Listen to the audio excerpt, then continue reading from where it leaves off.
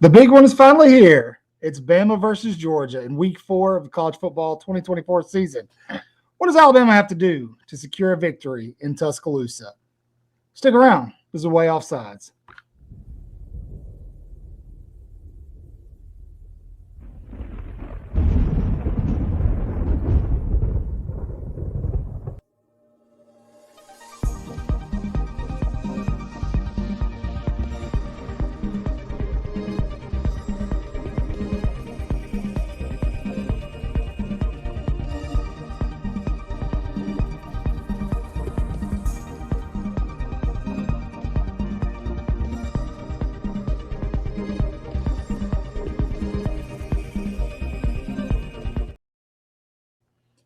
Good morning, good evening, good afternoon, whatever the case may be.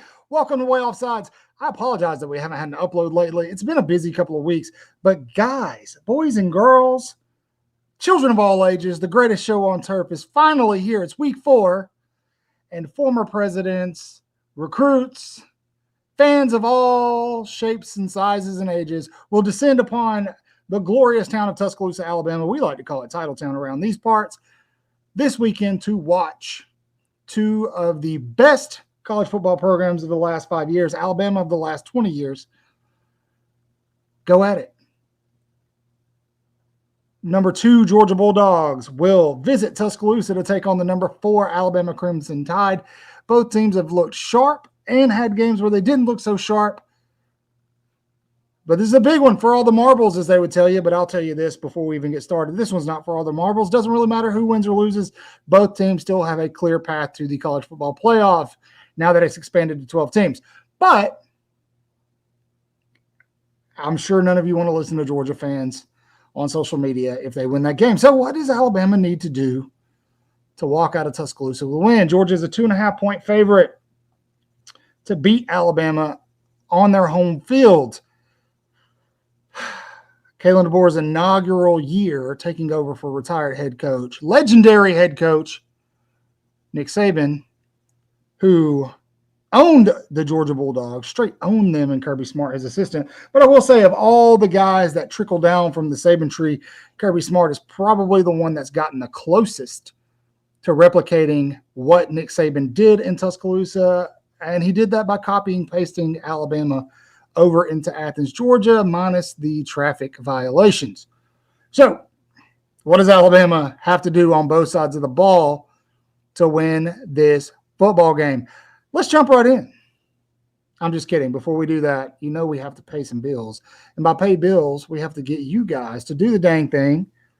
Please like, subscribe, follow, leave a comment. Tell me if I'm wrong, what I'm right, what I miss. Tell me all the things. Okay? Tell your grandma and them about us. But anyway, moving on to the game. Both teams have been lackluster or had lackluster performance. Alabama against USF, Georgia on the road against Kentucky. Now, we can pick those games apart, but I think if we're all honest with ourselves, neither game is reflective of the overall talent of the team. Alabama's much better than they looked at 3 quarters versus USF, and Georgia's much better than they looked against Kentucky. Now, I will say this. I don't think Georgia is as good as everybody wants you to think they are. I think Georgia has been good the last 5-6 years, but I don't know that this team is as good all the way around without the likes, especially offensively, without the likes of Brock Bowers and Ladd McConkey, or McClonkley, you know what I'm talking about. Alabama, on the other hand, who beat Georgia last year in the SEC championship game. Seems like that game is just a distant memory. Nobody talks about it. Alabama looks like they've got a much better offense than they did last year, and it starts with the offensive line. So let's start there. How can Alabama offensively dominate Georgia? Their offensive line needs to replicate the success from the SEC championship game last year. That's where it's going to start. Georgia has a very talented defensive front.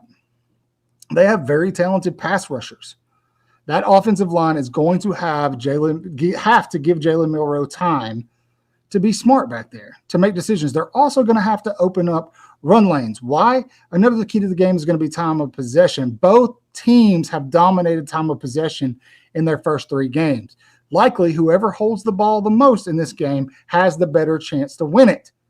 So Alabama has to sustain drives, right? We know they can score fast. We know they can be explosive, but they have to sustain some drives, keep Carson Beck on the bench. Okay? That all starts with the offensive line. So the offensive line has to play well. And if they can do that in pass protection and in open up those holes in the run game, Alabama stands a very good chance of beating Georgia. Secondly, offensively, the offensive playbook has to open up. I think most Alabama fans understand that what we've seen from this team offensively has been pretty vanilla.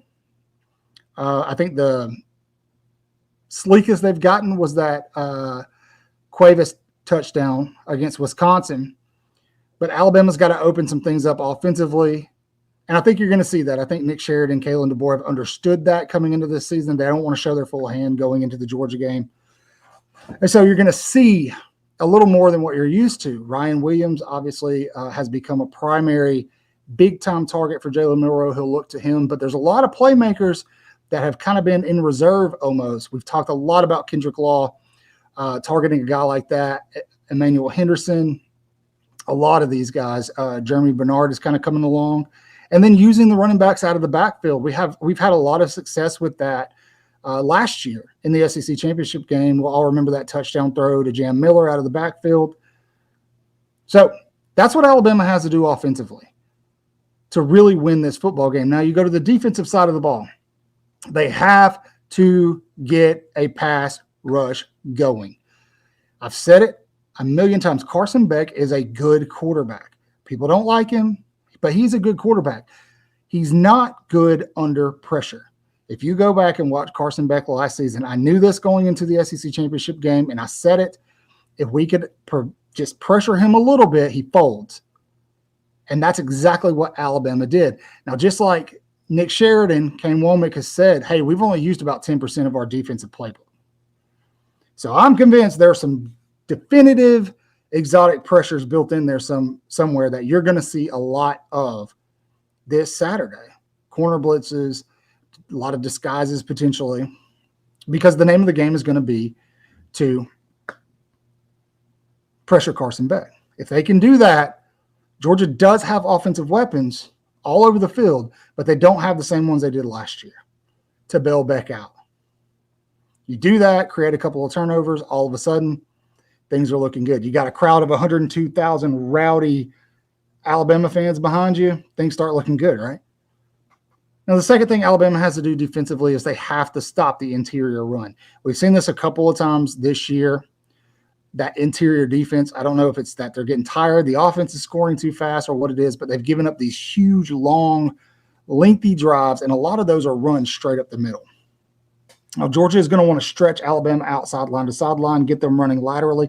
Luckily, Alabama has two of the best lateral linebackers in the country in Jihad Campbell and Deontay Lawson. But once they do that, then Georgia's going to start hitting with ETN right up the middle. And Alabama's got to be ready for that. Tim Keenan has got to be ready for that. And they've got to own the line of scrimmage. Like Nick Saban has said, this is SEC football. Whoever owns the line of scrimmage is going to win the football game. So Alabama has to do it on both sides. Now, defensively, there's one more key to the game, and they have to lock down in the secondary. We've seen it a couple of times. Luckily, we haven't played a quarterback who could take advantage of it, but the secondary, very young, has had some bust. All right, well, these guys have to be on their A game, and we're going to have a lot of aggressive safety help, be very aggressive, and swarm the ball. Georgia still has big tight ends, even though Brock Bowers isn't there. We're going to have to do some gang tackling and really go after those turnovers. Now, lastly, a key to the game, we have to finish drives. We don't want to stall out. Georgia has not given up an offensive touchdown yet this season. They've stalled a lot of guys out in the red zone. We cannot settle for field goals. Everybody knows Georgia's a second-half team. I would not be surprised if Alabama goes up 14 points in the first half. They go into halftime, and then Georgia comes out and just puts the pedal to the metal and closes the gap. They did that to Alabama last year in the SEC championship game. Right? They're a second-half team. They do that all the time. Alabama cannot settle for field goals. Jalen Milroe has to be very smart with the ball, make smart decisions, He has to know when to bail, know when to throw it away. He hasn't thrown a pick yet. He's played very smart football, but that medium game, that game across the middle of the field is going to be very important against Georgia. I would venture to say that Georgia may tempt him to throw across the middle of the field. That can be very good or it can be very dangerous. We'll see what happens. But I'm going to hold on to my official prediction for Thursday night for the live show. You guys make sure you tune in. That's going to be at 8 o'clock Central Time. We'll pick all the games and we'll preview Alabama, Georgia big time, right? But ultimately, I think if Alabama owns the line of scrimmage, they can move the ball on the ground against Georgia, which Kentucky was able to do. Kentucky gashed them on the ground. We can move the ball on the ground and sustain drives offensively. Jalen Milroe continues playing clean football. Alabama will be in a very good position Saturday to win. There's a reason that line's only 2.5.